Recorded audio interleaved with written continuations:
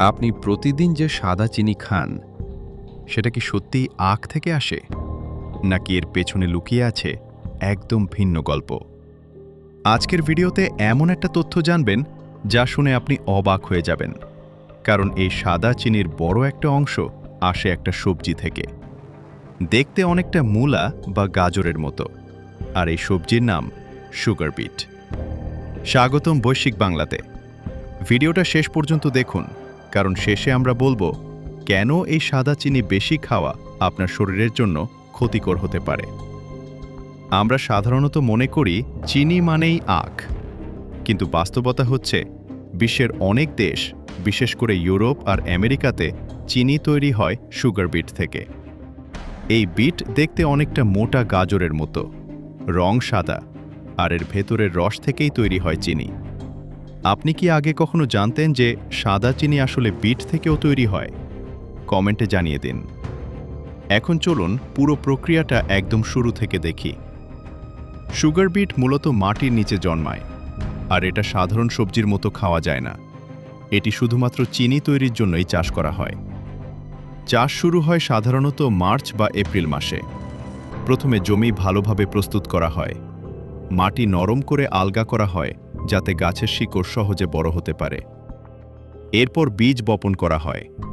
ছোট ছোট বীজ মেশিন দিয়ে সারিবদ্ধভাবে ছড়িয়ে দেওয়া হয়। মাত্র 5 থেকে 7 দিনের মধ্যেই ছোট চারা গাছ গজাতে শুরু করে।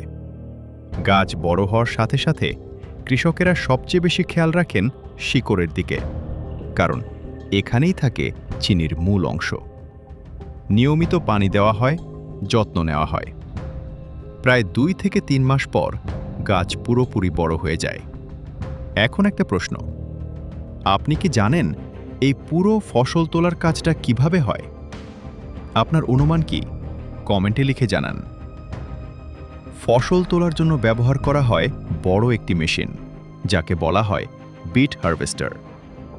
এই মেশিন মাটির নিচ থেকে বিট তুলে ফেলে, শিকড় আলাদা করে উপরের পাতা কেটে দেয়, আর সবকিছু হয় খুব দ্রুত। এরপর এই বিটগুলো ট্রাকে করে নিয়ে যাওয়া হয় চিনির ফ্যাক্টরিতে। ফ্যাক্টরিতে প্রথমেই এগুলো ভালোভাবে ধোয়া হয়। মাটি আর ময়লা পুরোপুরি পরিষ্কার করা হয়।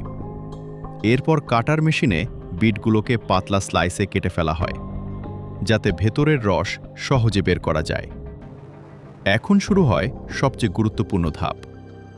এই কাটা বিটগুলোকে নেওয়া হয় বড় একটি গরম পানির ট্যাঙ্কে, যাকে বলা হয় ডিফিউশন ট্যাঙ্ক।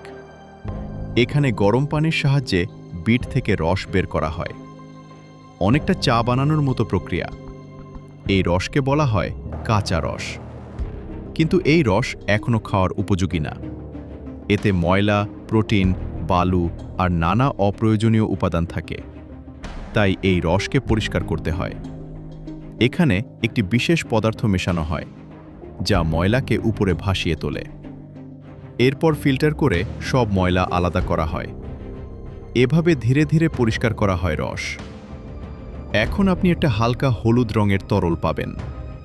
এই পর্যায়টা আপনার কাছে কেমন লাগছে? আগে কি কখনো এত ডিটেইল জানতেন? কমেন্টে জানাতে পারেন। এবার এই তরলকে বড় মেশিনে ফোটানো হয়। ধীরে ধীরে এটি ঘন হয়ে যায়। এরপর ঠান্ডা করা হলে চিনির দানা তৈরি হতে শুরু করে। তবে এই দানাগুলো প্রথমে সাদা হয় না। এগুলো দেখতে বাদামি বা ধূসর রঙের হয়। এটাকে বলা হয় সুগার। এখন শুরু হয় রিফাইনিং প্রক্রিয়া। এই সুগারকে আবার গলানো হয়, ছেঁকে ফেলা হয়। কিছু নিরাপদ কেমিক্যাল ব্যবহার করে আরও পরিষ্কার করা হয়। এরপর আবার ঠান্ডা করা হয়।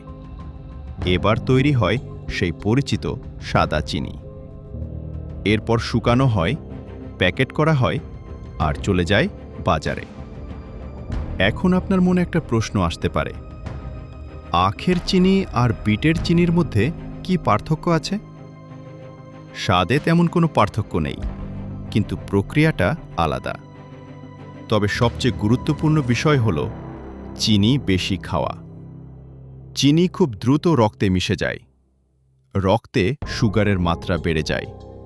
তখন শরীর ইনসুলিন তৈরি করে সেটাকে নিয়ন্ত্রণ করার জন্য। কিন্তু আপনি যদি নিয়মিত বেশি চিনি খান, তাহলে শরীরে ইনসুলিন ঠিকমতো কাজ করা বন্ধ করতে পারে, আর তখন বাড়ে ডায়াবেটিসের ঝুঁকি।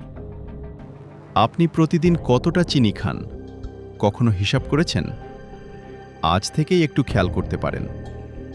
সবশেষে একটা কথা, আমরা প্রতিদিন যেসব জিনিস খাই তার পেছনের গল্প জানাটা খুবই গুরুত্বপূর্ণ, কারণ জানলেই আমরা সচেতন হতে পারি। আজকের ভিডিও কেমন লাগলো অবশ্যই জানাবেন। আপনার মতামত আমাদের জন্য খুবই গুরুত্বপূর্ণ। ভিডিওটি শেয়ার করতে পারেন আপনার বন্ধুদের সাথে। বৈশ্বিক বাংলার সাথে থাকুন, কারণ আমরা নিয়ে আসি এমন সব তথ্য যা আপনাকে নতুন করে ভাবতে বাধ্য করবে। আবার দেখা হবে নতুন কোনো ভিডিওতে। ততক্ষণ পর্যন্ত ভালো থাকুন, সুস্থ থাকুন। আল্লাহ হাফেজ।